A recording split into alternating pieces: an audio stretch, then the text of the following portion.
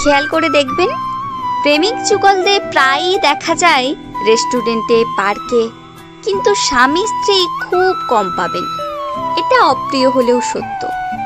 প্রেমিকার সাথে সারা রাত কথা বলাটা ভালোবাসার পরিচয় হলেও বউয়ের সাথে এক রাত গল্প করাটাই নেহাত বোকামি।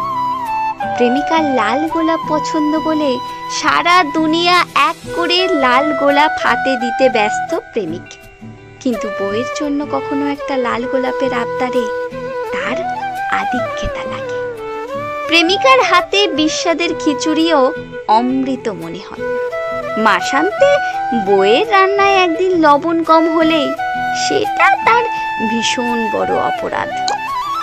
প্রেমিকার জন্মদিনে মাথায় শুধু তাকে সারপ্রাইজ দেওয়ার চিন্তা ঘুরপাক করে, আর স্ত্রীর বেলায় হিসেবটা শুধু পাওনার দুয়ারে গিয়েই থাকে।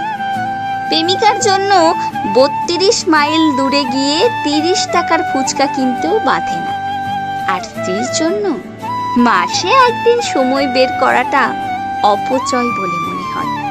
প্রেমিকা অসুস্থ হলে 10 মিনিট পরপরই তার খোঁজ নেওয়াটা কেয়ার বলে গণ্য, আর স্ত্রী অসুস্থ হলে কেয়ার দরকার হয় না, বিরক্ত বিরক্ত লাগে।